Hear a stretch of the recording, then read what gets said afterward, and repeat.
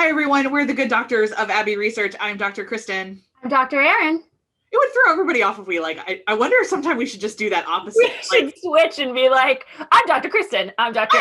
Erin. Very, very. We've been lying to you this whole time. No, we haven't. Whole time we have not been. We're not that good. We can't remember that much, to be completely honest. We'd be terrible spies. We would be so bad at it. I would cave immediately. Immediately. There is very little I care about in the world enough to endure any level of torture. So, nope. We're not here to talk about any of that today, though. No. We are two PhDs, not spies, who are, excuse me, I'm so busy laughing that my allergies are kicking up. So we're two PhDs who are trained in social science and really interested in culture, both popped and lived.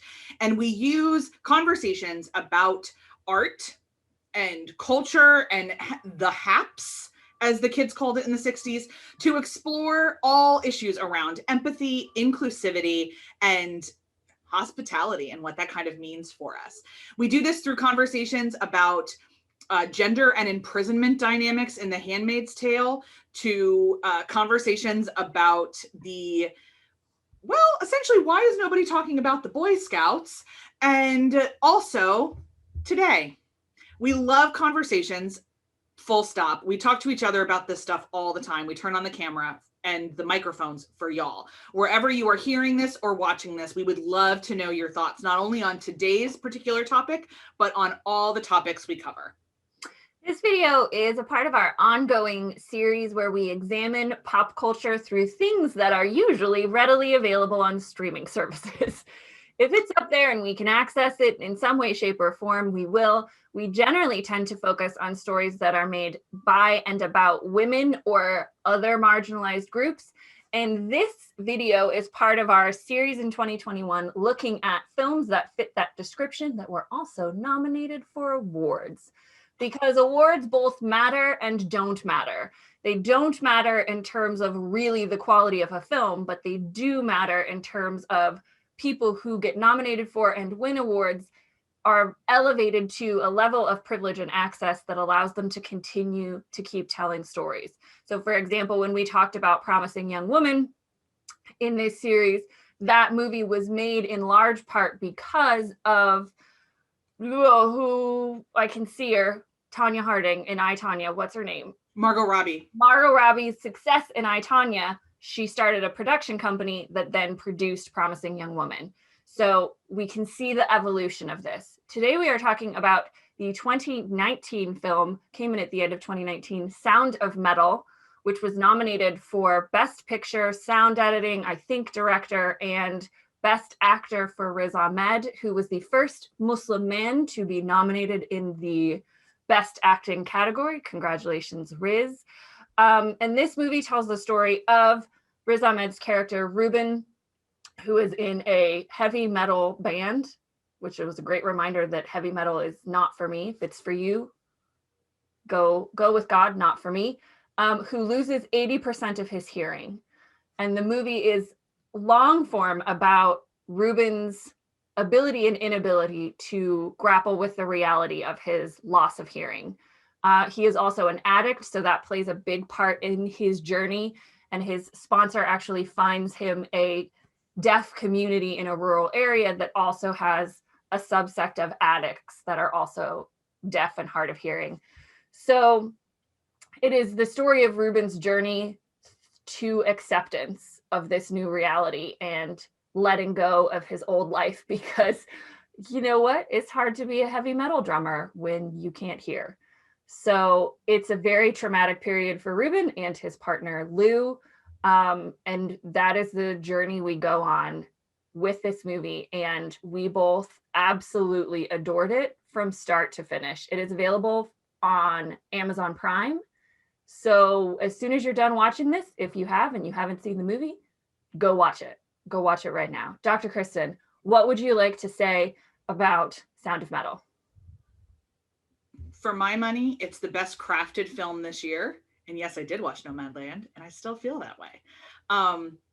From top to bottom, the there are texts that are sacred in how they talk about humanity. I think like we usually use the word sacred to talk about relationship with deity, and in a very real way, this is going to seem out there to everybody who doesn't live in my brain, but in a very real way, to me, that's what some of this work is. Some of this documentary is about connection to the greater community, but also greater kind of power in one's life. Anyone who knows anybody who's ever been to an AA meeting, or maybe you like watched an episode of television once, knows that the very first thing addicts need to grapple with, not only in order on their journey, but many addicts tell me every day of their lives, is that there is a higher power outside themselves. And that is what Riz cannot grapple with. Even though he's in recovery, he can't surrender control. He can't surrender his dreams. He can't trust anybody that isn't him. He's always hustling. He's always in control of their lives, because very, very frequently addicts in recovery trade one drug of choice for another. And I think Ruben traded heroin for control in a lot of ways and for planning. And so never really came into acceptance with himself, or acceptance with the universe, or acceptance with protecting Lou. I mean, I think and he absolutely was addicted to Lou. Yep. Caring for Lou, who was his girlfriend and bandmate, who we don't get a lot of her story, but it's very clear that she struggled with mental health and was self-harming and cutting herself. Yeah, they're very clear to show you her forearm a few times in shots. A few times, yeah. And I think like he became addicted to like caring for both of them and ensuring that they both stayed on this path. And then that path got completely cut off. And that, I should also say, there are many, many, many, many people who are addicted to things that are not narcotics, and not alcohol, and not the thing that you are addicted to does not derail your participation in society. So there is a lot more addicts walking around than we give them credit for, to be completely frank. A lot of us depend on things that we think we can control, to an unhealthy extreme. That's part of the human experience if you are not connected to the larger story of humanity and kind of all that other stuff. And so to me, this is a sacred text of an example of someone's journey to do that. And I would very much argue that he remained somebody who was tenuously in recovery until the very last scene. And that it could have gone either way at any moment until the last scene. And the reason I say that is the last scene is when he finally accepts what life has to look like for him now, whatever that means, in a really important way. Very, very just practically, I am not part of the deaf community. I love a few people who are adjacent to it, but nobody in it. I have always wanted to learn sign language because I think it is beautiful. I have not done it yet. I have maybe once in my life seen like a dinner table scene where deaf folks are talking to each other. Maybe once. Definitely not as immersively as this is. I've never thought about like, how you make phone calls and how you have conversations where people do have different skill sets and are employing different levels of deafness. And for an empathy exercise, which is what we usually rank on the scales of art, this is unmitigatingly a gift. Yeah.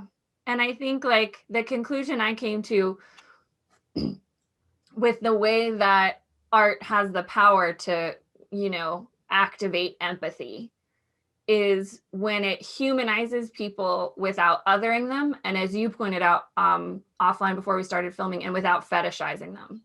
So when you are capable of doing it, that is the real power of art to transform your understandings of people who are different than you. Yeah. And I don't know anyone in the deaf community. I don't love anyone in the deaf community aside from just loving my neighbors, but not specifically. And so I had never in my life seen a scene of a group of deaf and hard of hearing folks having dinner.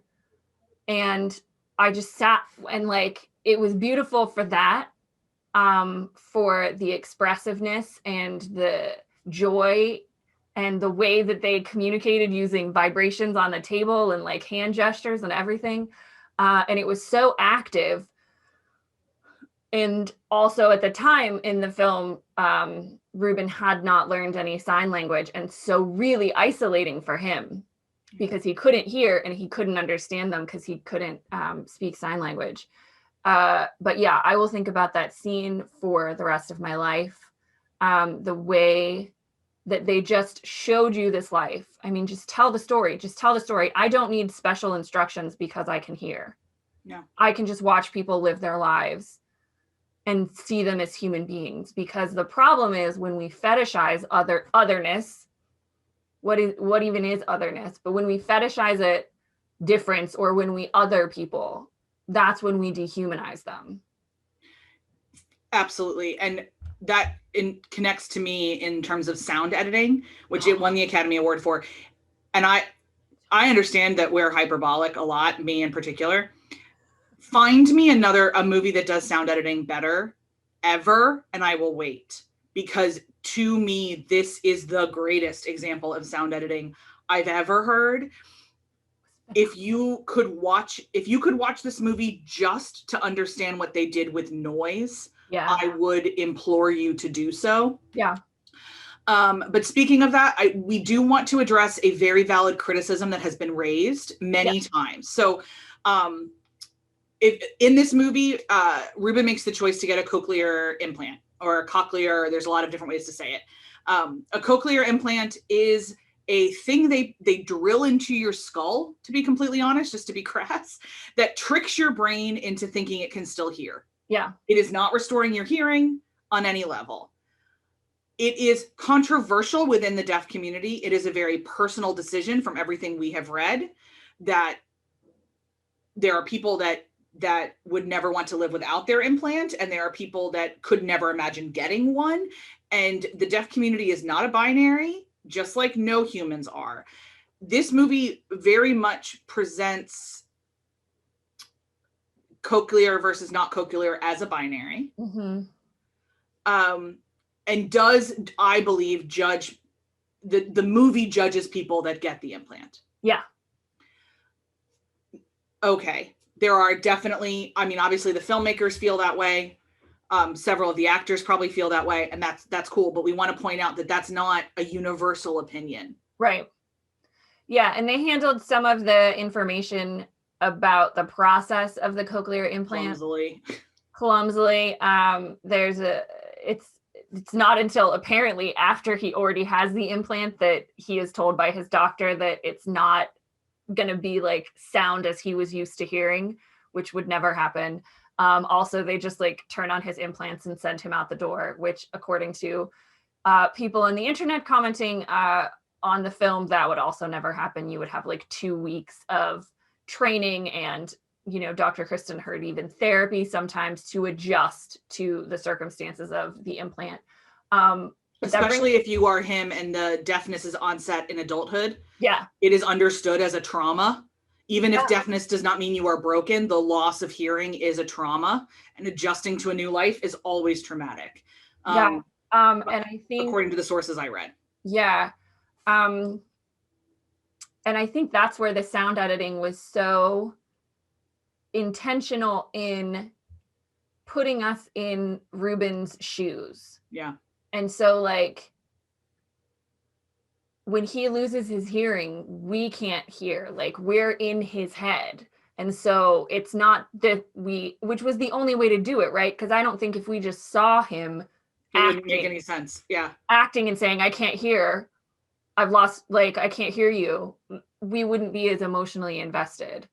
But it was really like, it produced anxiety in me. I started to think like, is that ringing in my ears or his ears? And so like, it really immersed you in that experience. And they go back and forth throughout the whole movie with that, which was one of the more brilliant decisions. So that when he can't hear, you can't hear, or you can hear muffles, or what it sounded like to have the cochlear implants. I can't imagine the trauma of, we don't know how much time has passed, but like going, you know, maybe over a period of 6 months, hearing, full hearing, losing your hearing, to then adjusting to the cochlear implants.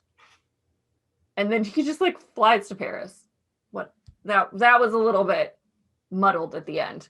But yeah, for nothing else, the craft of the sound editing, I'm not sure I will engage in another film that has done it that well for a long time. No, the sound editing and Riz Ahmed's performance, and then the performance of, is it Joe Allen who plays his, I can't remember the name of the gentleman. Joe is the character's name, The but character's I can't name. remember. Yeah. His Um, like sponsor? The person who Counseling? runs the facility. Yeah, the guy who runs the deaf community. Yeah. For those three elements, please watch this movie. We cannot recommend it enough. And that wraps up our coverage of award seasons in these times. Award seasons in these times. We might revisit it again next year if we so choose. I liked that we watched the movies because a lot of times we talk about them without watching them. And it was a good way to engage in this lens of different groups of humans and different stories to tell, which is an important part, hopefully, of award seasons going forward, even though a whole bunch of white folks won the top awards again this year. And if you would like to hear more of our thoughts on that, we were actually live on YouTube and Facebook the day after the Oscars, and we will link that video in the show notes where we go into the Anthony Hopkins of it all. But like we've said, conversations, we'll be talking about the Oscars together next year, no matter what. If you want us to talk about them with you, make sure to let us know. We have a lot of content, and at some point we're going to need to start making decisions on what we don't do anymore. So for us to know what you find really valuable might save your favorite thing from the chopping block. So make sure to keep us posted. In the meantime, if you like what we do, please make sure you're subscribed. It really does matter. Hit the thumbs up. It also matters if you like this video. If you like conversations about art, but you prefer that art to be in written form, we get it. We have an entire channel that does book reviews, very conveniently and creatively named Abby Research Reads. And you can find the link to that below. We'd love to have you join us over there as well. All right, folks, we will see you whenever we see you next. And please go watch Sound of Metal if you haven't already. Yes, please.